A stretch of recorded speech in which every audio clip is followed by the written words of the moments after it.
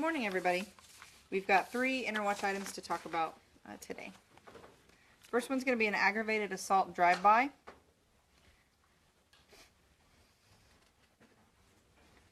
Aggravated assault drive-by under case number 16C71890.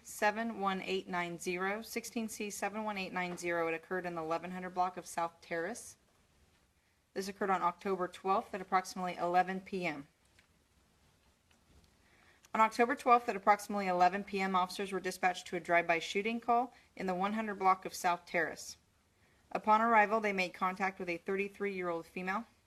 She stated while she was inside her home, she began to hear gunshots, and then her residence was struck twice by bullets. Also in the residence at the time were the victim's 3 children, an 11-year-old male, 8-year-old female, and a 13-year-old female. Several shell casings were recovered in the street, and there were no injuries reported. There was nobody hit by the gunfire in the house.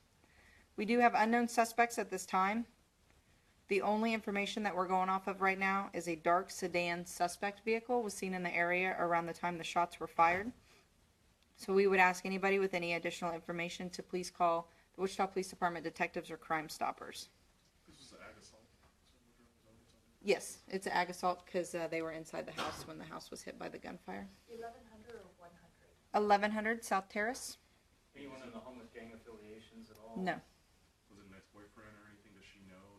There's no motive. Yeah, there's no motive at this time that investigators are looking at to figure out why this happened and why it occurred at her house. How many times was the house? The house was hit twice.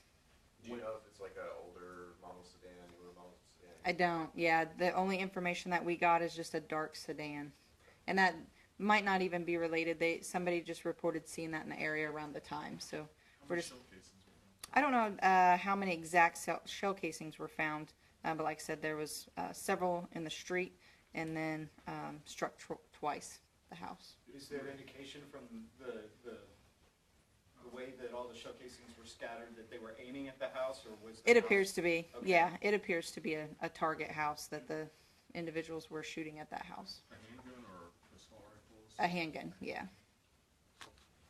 Were the children sleeping at that time? I don't know. It doesn't say if the children were sleeping or not. What were the ages again? 11, Sure. 11-year-old male, an 8-year-old female, and a 13-year-old female. Are there any other residents that live at this address? There were none home at the time. I don't know if anybody else lives there besides her or not. The 2 It bullets didn't that indicate. hit the house or went in the house, where did they come to rest? That I'm not sure. Okay. I don't know where inside the house they hit. So again, if anybody heard anything or was in the area of 1100 South Terrace around that time, please give us a call. We'd like to talk to you.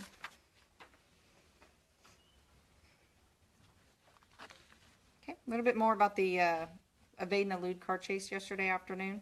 That case number is 16C71713. 16C71713. It came to rest at 8400 West Central. This occurred on October 12th at approximately 10:30 a.m. On October 12th at approximately 10:30 a.m., officers were dispatched to the area of Central and Tyler to try to locate a stolen vehicle. This vehicle had previously been taken in a burglary that was reported on the 11th of October. The burglary occurred in the 3300 block of West 1st Street. The owner of the vehicle was actually in the area of Central and Tyler and noticed his vehicle and contacted 911. Officers located the vehicle in that area, and a short pursuit ensued and ended with the vehicle wrecking, striking a curb, a city sign, and property belonging to Helton Veterinary Clinic in the 8400 block of West Central.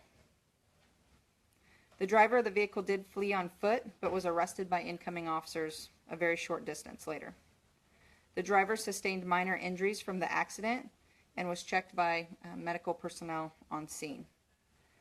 The driver, a 26-year-old male, was arrested and booked into jail for evade and elude, hit and run, destruction to property, possession of stolen property, and other traffic charges, along with some outstanding warrants.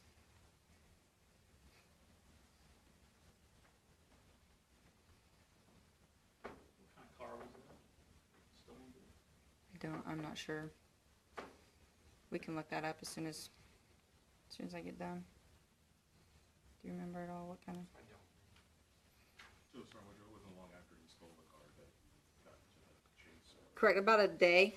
Yeah. he had the stolen car. I'm not sure what time the burglary took place on the 11th, but it was on the 12th at 10:30 when he saw his own vehicle.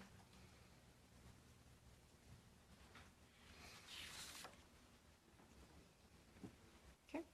Finally, we'll talk about an aggravated assault.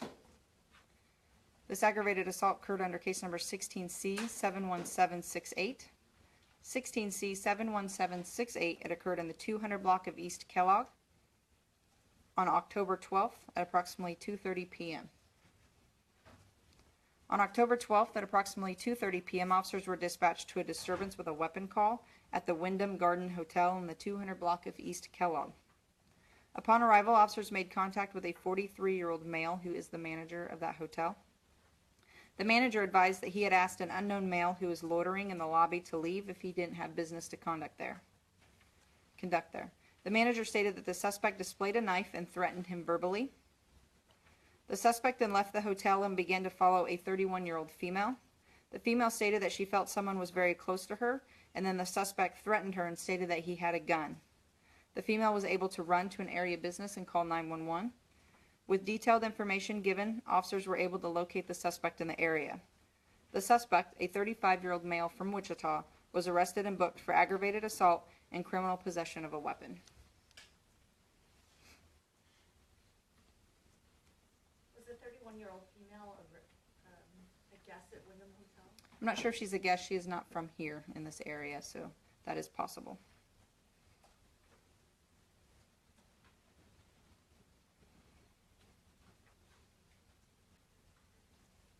Okay. Anybody have anything? There was a motorcycle accident, Sir Woodrow, and I can't tell you what day it was, but this was a gentleman who was ran over by a dump truck. Mm-hmm. If there's an update on that. There isn't. We talked about it yesterday. It was I think it was at 3900 West Pawnee, if I remember right. And that semi truck had put his truck in reverse and ran over the motorcycle driver. So just an accident. Mm-hmm. Yes. The creepy guy outside of Meade. And it's not been identified. And then has there been an arrest in McLean break-in? No, there's not been an arrest.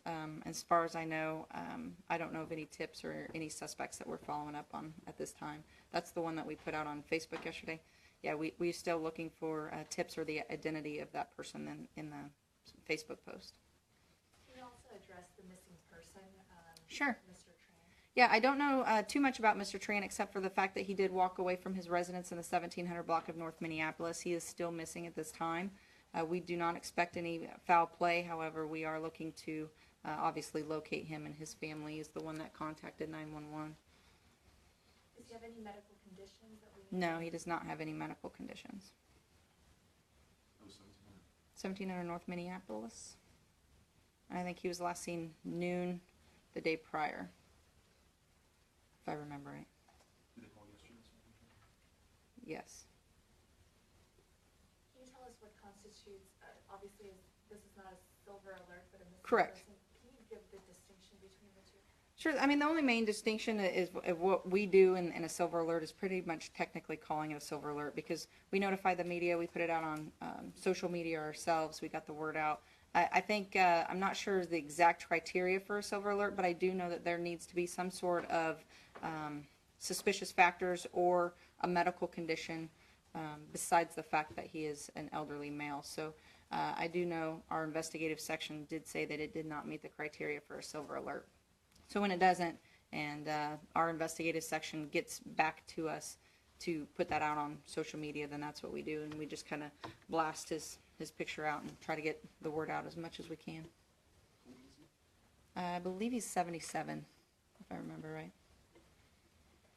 So yeah, his pictures, I know on all of your media posts and as well as ours too. So if you see him in the area, please call 911. All right, guys. Thanks.